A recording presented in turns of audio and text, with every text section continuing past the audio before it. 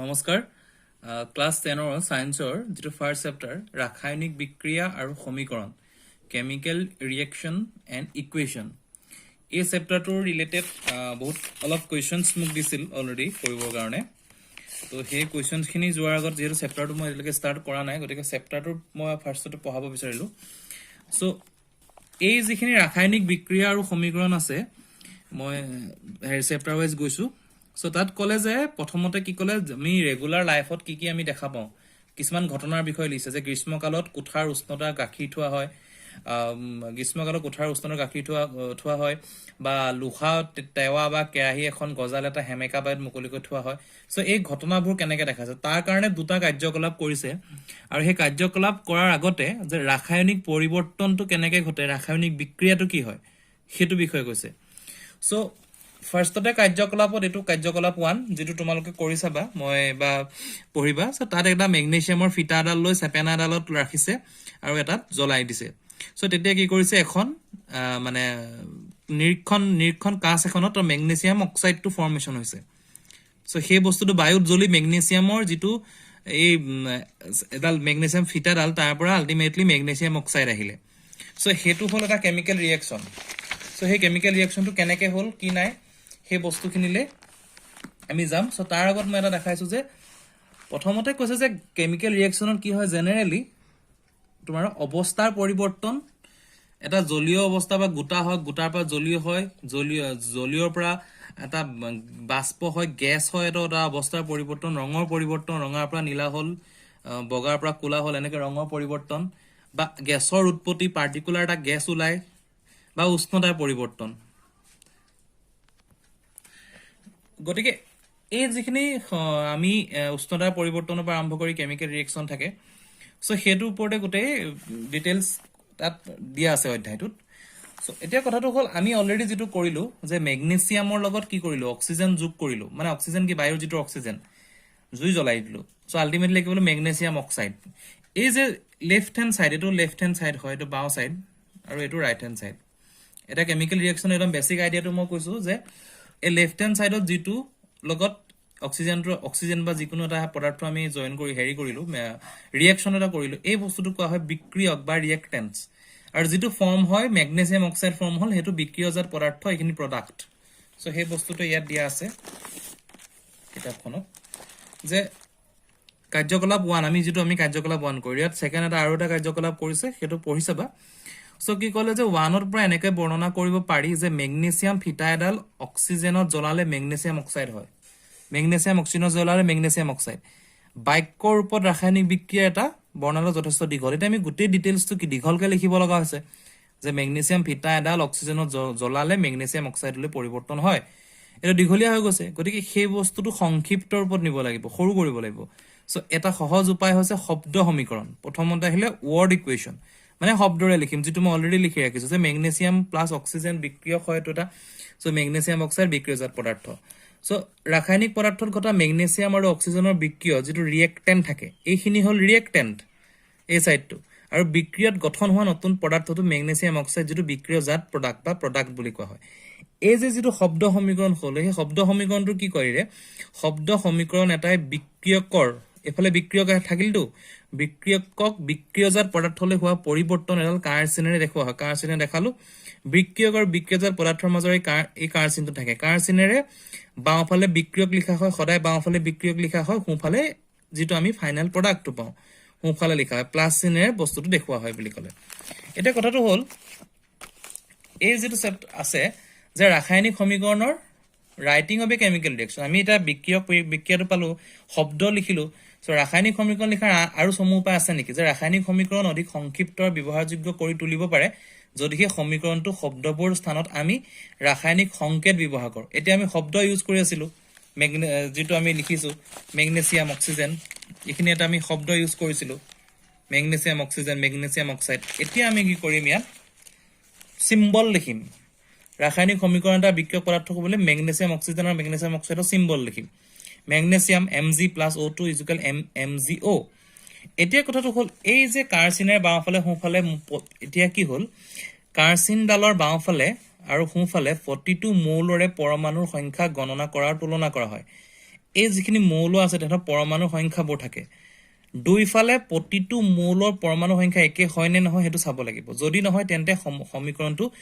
অসমতুলিক কাৰণ সমীকৰণৰ দুইফালে ভৰ একে নহয় এটা কি হয়তো আমি যদি ব্যালেন্স ইকুৱেশ্যন এটা ৰাখিব লাগিব দুটা সাইডে সমান হ'ব লাগিব যিকোনো এটা বস্তু আমি যদি কাৰ্চেনটা দিও মানে এটো ইকুৱেল এটো হ'ব লাগিব কিন্তু যদি আমি হেতু নহয় তেতিয়া হলে সেই সমীকৰণটো অসমতুলিক সমীকৰণ বুলি কোৱা হয় এনে ৰাসায়নিক সমীকৰণত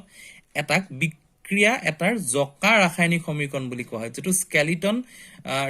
কেমিক্যাল ৰিঅ্যাকশন এই বস্তুটো যেটো হল Mg + O2 = MgO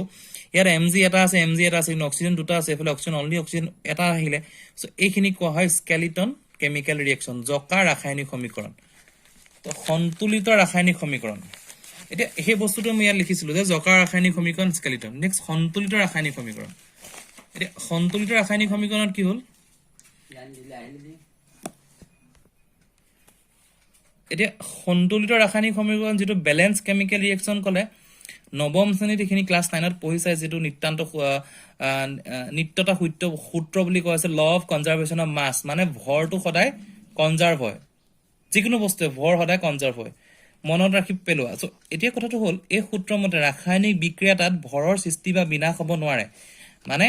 যদি আমি 10 কিলো এটা বস্তু লগত 20 কিলো এটা বস্তু ৰাসায়নিক সমীকৰণ এটা আমি কৰো তাৰ যেটো আউটপুট ওলাব দুটাৰ কম্বিনেশন যেটো মাস হেতুই ওলাব কেতিয়াও ভৰ সৃষ্টি বা বিনাশ নহয় অৰ্থাৎ ৰাসায়নিক এটাত বিক্ৰিয়াজাত মানে কোনটো বিক্ৰিয়াজাত পদাৰ্থৰ মৌলৰ মূল ভৰ বিক্ৰিয়কৰ মৌলৰ মূল ভৰ সমান হ'ব বিক্ৰিয়াজাত যিখিনি আমি পালো এই সাইডটো বিক্ৰিয়ক এই সাইডটো সো বিক্ৰিয়কৰ মৌলৰ লগত বিক্ৰিয়াজাত পদাৰ্থৰ মৌল সমান হ'ব লাগিব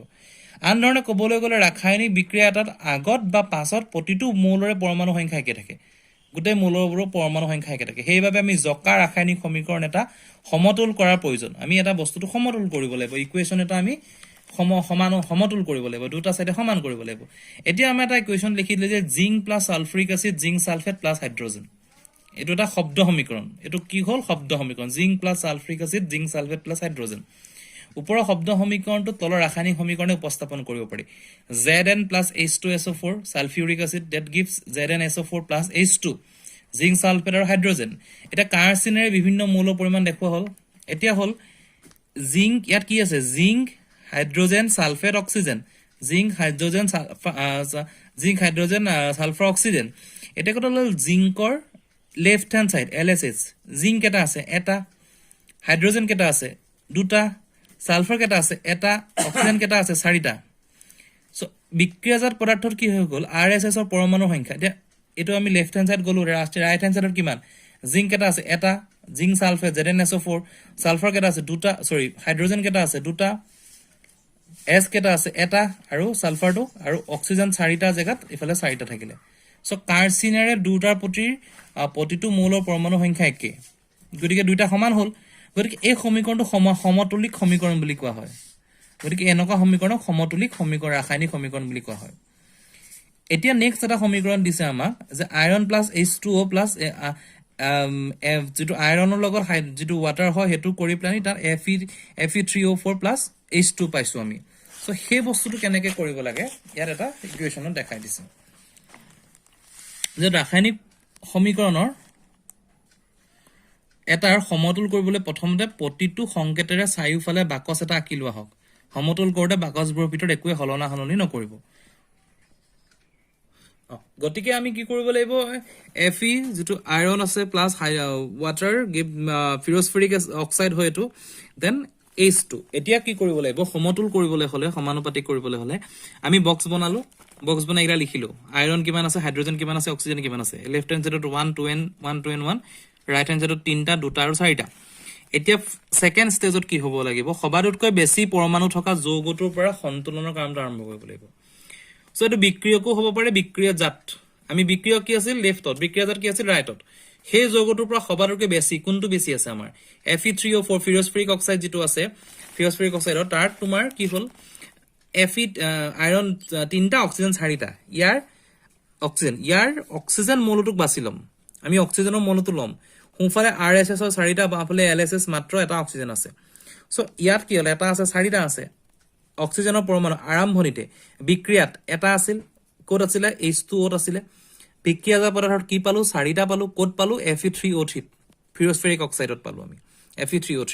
সৰি Fe3O4 সো এয়া চাৰিটা আছিল এতিয়া আমি কি কৰি সমতুল কৰিবলৈ হলে ইয়াত আমি 4 এ পূৰণ কৰি দিম ইয়াতো 4 থাকিবই সো এই 4 টো ক'ত আহি যাব আগত আহি যাব এইটো হৈছে 4 টো ইয়াত আহি গ'ল H2 কাৰণ ইয়াত আহি গ'ল 4 টো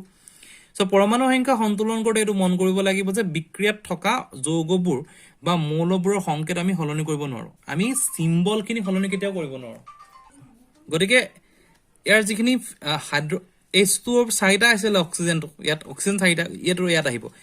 এতিয়া এটা বস্তু মনত ৰাখিব যেটো Fe2O Fe3O4 H2 আমি অলৰেডি পালো এই বস্তুটো কেতিয়া হলনি হয় সিম্বলটো হয় ইয়াৰ আগত আহিব পাৰে ইয়াৰ আগত আহিব পাৰে এই ভিতৰ সিম্বলটো কেতিয়া হলনি নহয় গতিকে হেতু এটো কৈছে যে উদাহৰণস্বৰূপে অক্সিজেন সমতুল কৰিবলৈ আমি সহক 4 যেটো এই সহক 4 আছে H2 ত 4H2 হিচাপে হে ল'ব পাৰিম 4H2 কিন্তু আমি H ৰ জায়গাত 8টা কৰি ওৰ জায়গাত 4টা কৰি দিব নোৱাৰো H2O2 হিচাপে দিব নোৱাৰো গতিকে হেতু এনেকে আমাৰ এটা কথাটো হ'ল অক্সিজেন সমতুল হৈ গ'ল আংশিক সমতুল হ'ল দ্বিতীয় পৰ্যায় যাব লাগিব যে আয়ৰন আৰু হাইড্ৰজেনৰ পৰমাণু সংখ্যা এতিয়া সন্তুলিত হোৱা নাই আয়ৰন হাইড্ৰজেন ইয়াত একে আছে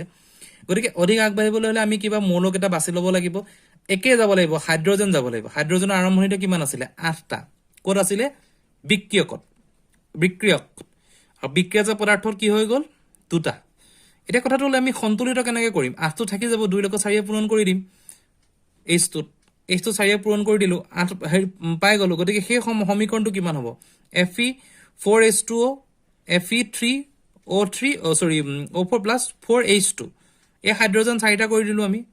এই হাইড্ৰজেন ইয়াত 4টা হৈ গ'ল ইয়াৰ হাইড্ৰজেন 4টা হৈ গ'ল সেকেন্ড স্টেপটো হ'ল থাৰ্ড স্টেপৰ কি হ'ব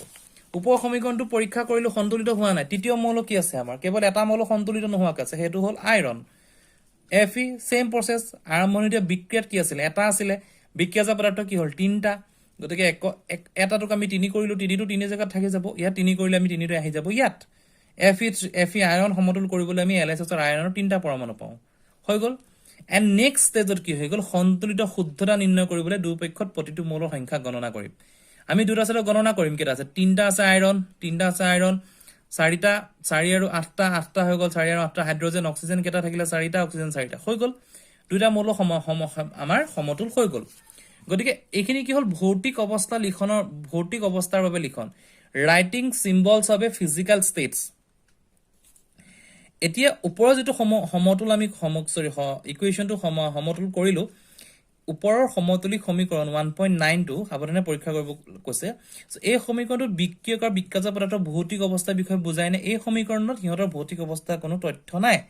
ইয়াৰ সিম্বল এই বস্তুটো কি এই বস্তুটো ভৌতিক অৱস্থাৰ তাৰ যেটো ফিজিক্যাল ষ্টেট হি জুলিয়া নে লিকুইড নে